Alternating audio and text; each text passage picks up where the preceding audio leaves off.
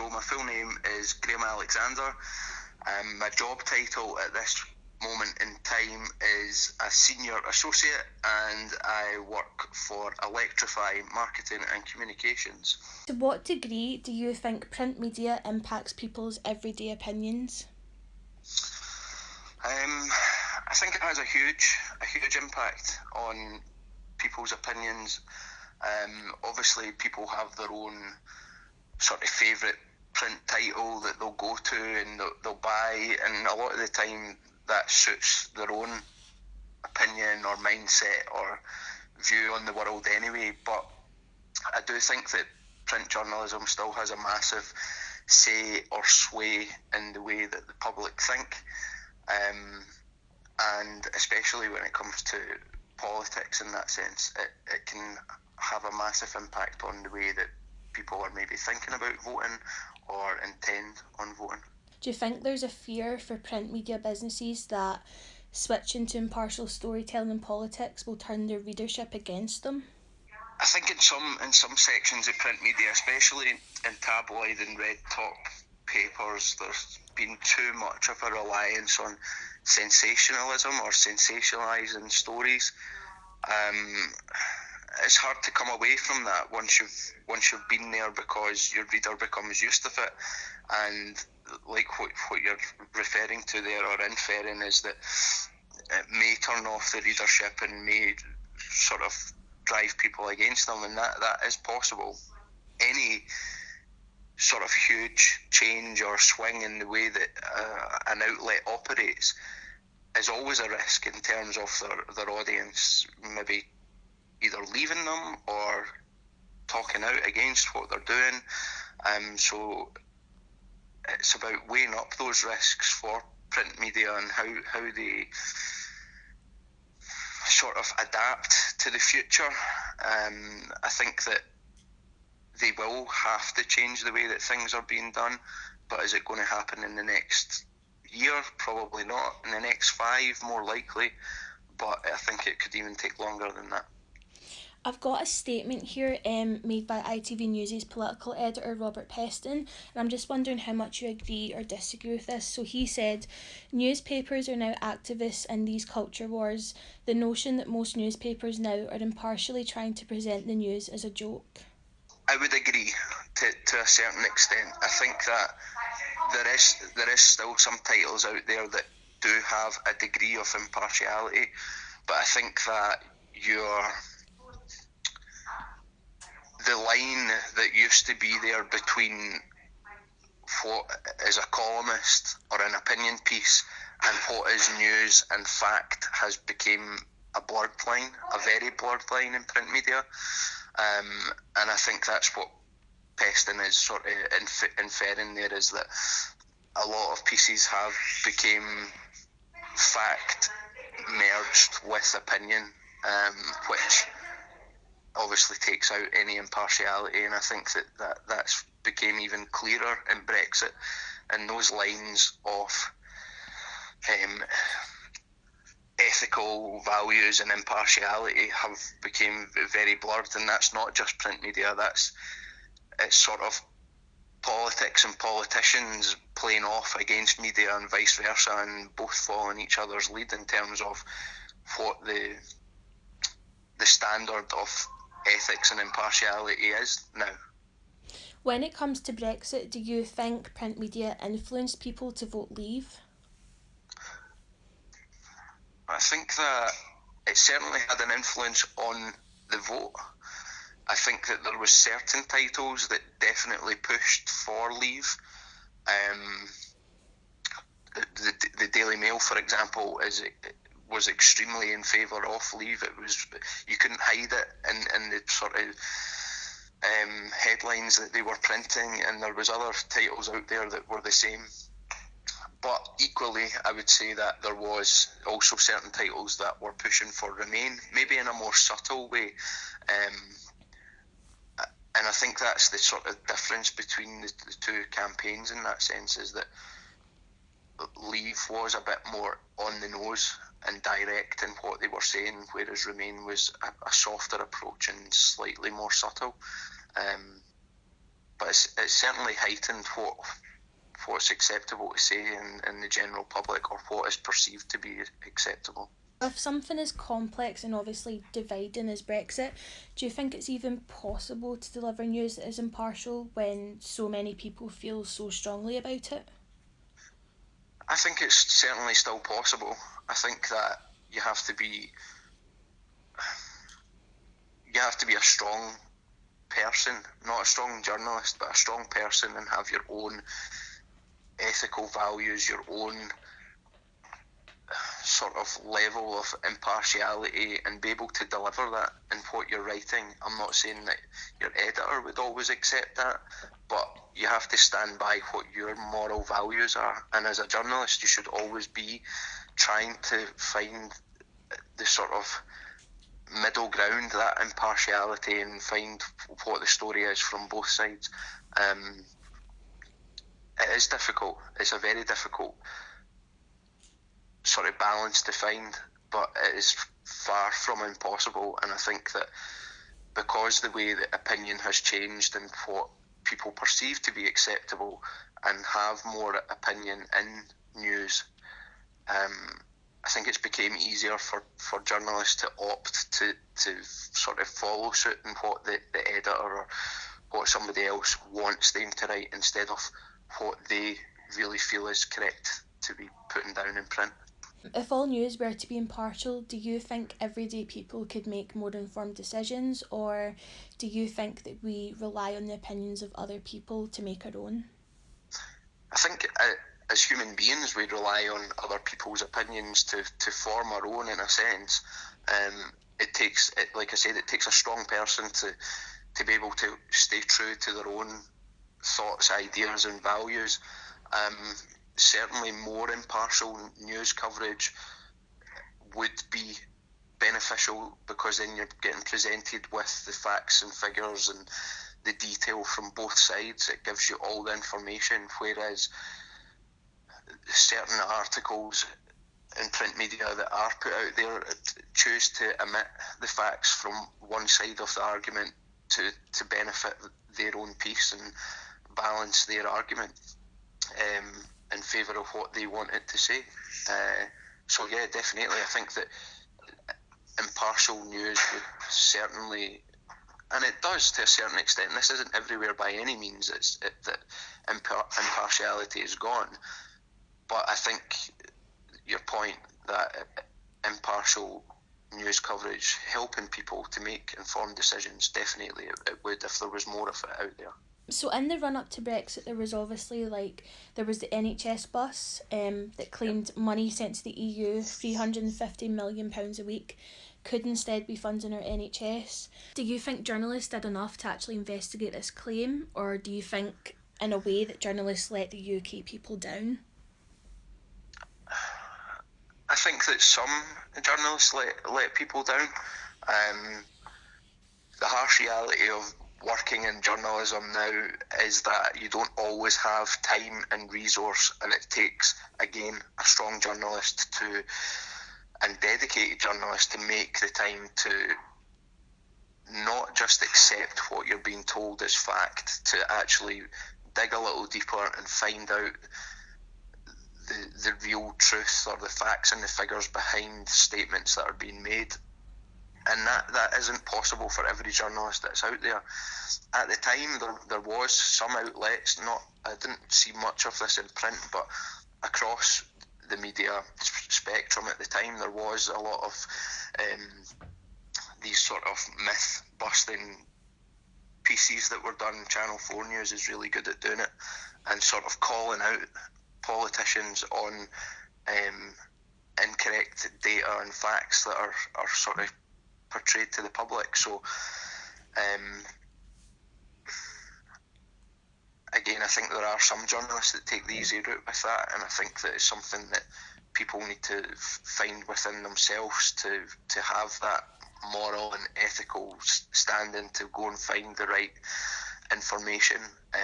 But it's not wholly possible for every journalist that's out there.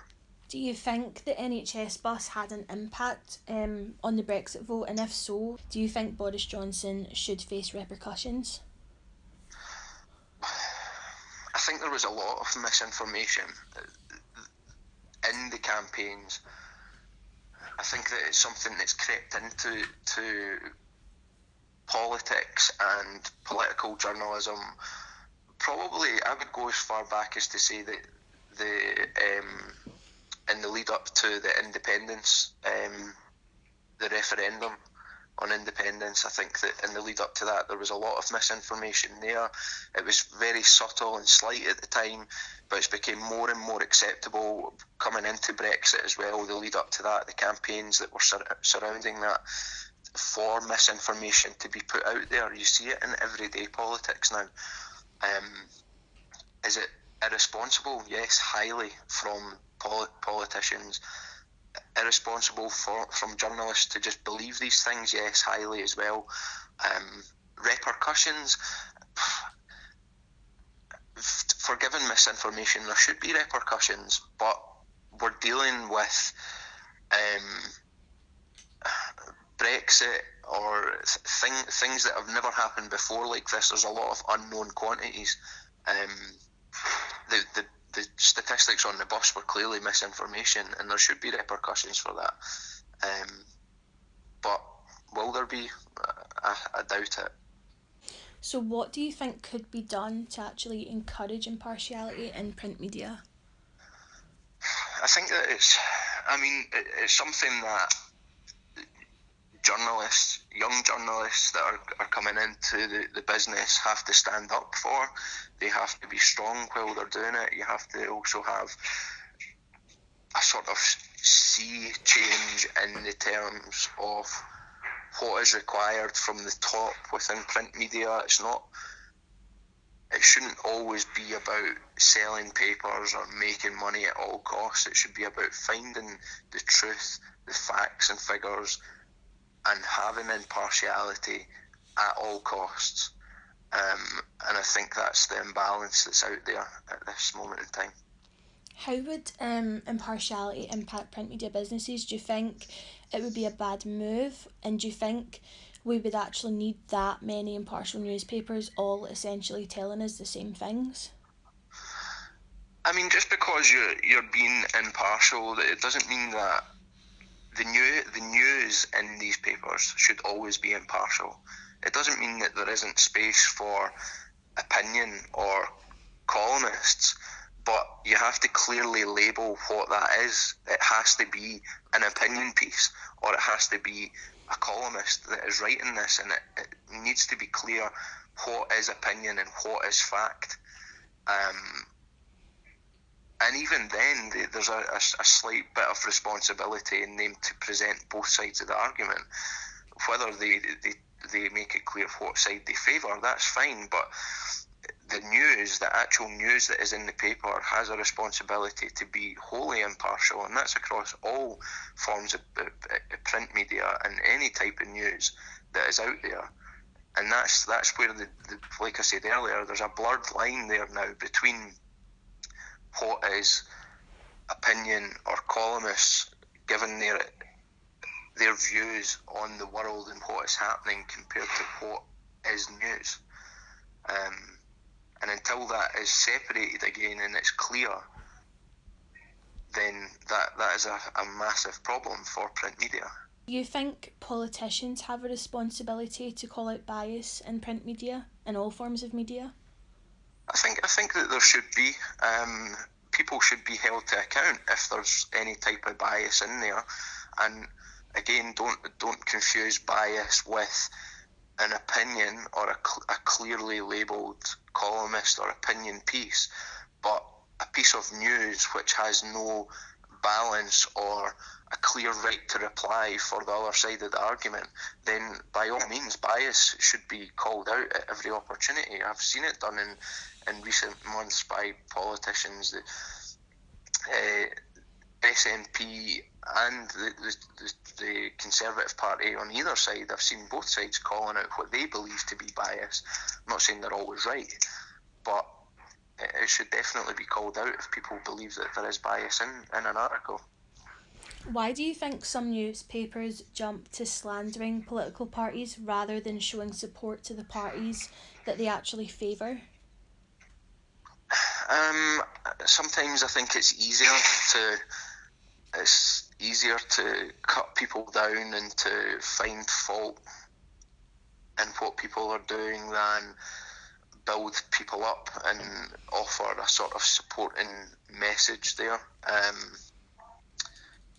It also makes it look like they're not actually really supporting a certain party. It just looks like they're being critical of others, even though in reality everybody knows what the agenda is. There's still that thinly veiled sort of pretense of them being impartial, even though it's clear that they're not. Do you think that free speech can go too far? Do you think there's such a thing as too much leniency regarding free speech? So people are some people are being fed biased information that they obviously don't recognise as being biased. Who's going to stand up and actually say that that's wrong? Yeah, I think that there's a problem in that area. I think that everybody has a right to free speech, but there is, as long as that is not infringing upon other people's freedoms or their right to a sort of fair hearing, in a sense, or a fair showing, and free speech that is littered with bias or slander or anything like that, then there's a line that has to be drawn somewhere, and that again comes down to people's individual moral and ethical values, which is what a lot of this actually comes back to at the end of the day. Do you think biased media and journalism can inspire hatred or bigotry? Yeah, I think that there's a responsibility with these people to sort of find a balance and offer a clear, impartial view, because there has been headlines in the past that has fed into people's prejudices that or offered a trigger for it that clearly is going to cause a problem. And again, that's something that needs to be called out. Do you think Brexit would be as captivating as it has been if it weren't for biased print media? I think that it would have been for your sort of avid political sort of enthusiast, but it has been turned into a bit of a pantomime in a sense. I mean, that's been used a few times in print media, that word. And a lot of it has been sensationalised. I mean, there's a lot of things that maybe 5, 10, maybe even 15 years ago, like very basic bills and things like that are passing through Parliament or trying to get passed through Parliament that nobody would have written about because it wouldn't have been worth the column inches. And now everything's scrutinised, everything's under the microscope, and probably if it wasn't for print media and these sort of sensationalist headlines or sort of the bias that's brought in and feeding people's agendas and what they think about it, and them wanting to read that for like a sort of reaffirming their values and what they believe about it, I don't think it would have been the same. It's not necessarily a good thing though, in that sense. What changes would you like to see in print media regarding impartiality in the future? I think that this is very much in an ideal world, in an ideal scenario, but I think that, like I said before, news should be news. It should be a balanced, impartial representation of the facts, and that doesn't mean that there can't be opinion in it or quotes from either side that give a very strong sort of view or opinion on how they feel about it. But the journalists in general in print media should remember that they are there to report and represent the facts and information that they have been given and found and researched, and not let their own personal opinion or viewpoint sneak into the piece And sometimes that's not even sneak into the piece. That's what's deliberately been done, which is quite obvious.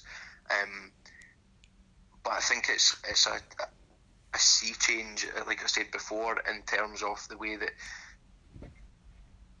papers from the very top right down to the trainee journalist that's in the newsroom view and value what is important in terms of news. And that has to be, like I said before, about finding impartial news that is balanced, that offers up the information that's important to the public without having any sort of skewed view on the world, and that's at all costs, even if that does mean that in the short term they lose some type of readership.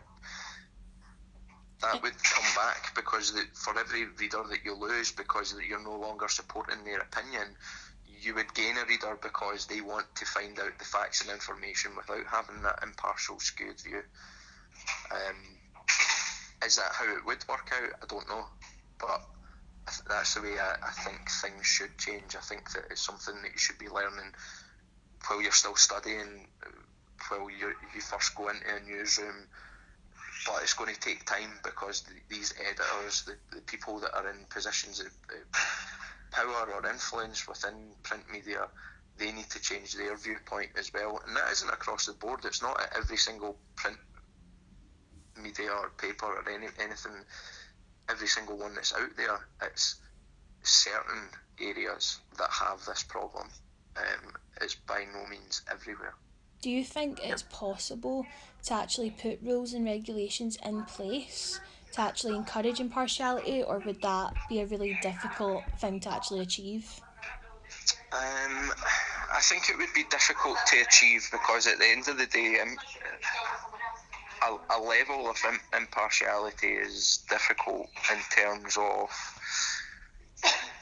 how you measure that. Is down, in a lot of cases, is down to opinion, and then where does the barometer stop, in a sense? Where's the cut-off line for, say you were to reprimand somebody if you thought that they hadn't been impartial? Then where is that line going to be? It becomes very difficult to police, in a sense. It would be good, but I think it's something that's inherent in the way that you learn your trade, and that's why I think it takes time for that to change. I think the print media is being forced down a path where it has to choose between being sensationalist or picking fact. It's a good question, but it's a very difficult one to answer, and I think that, again, in an ideal world, there would be a way of monitoring it or policing it, but it's how. What's the gauge that you put everything up against? I think it comes back to the individual and the sort of policing, self-policing in a sense, and having those morals and values. And again, that's down to the individual human being or the individual journalist.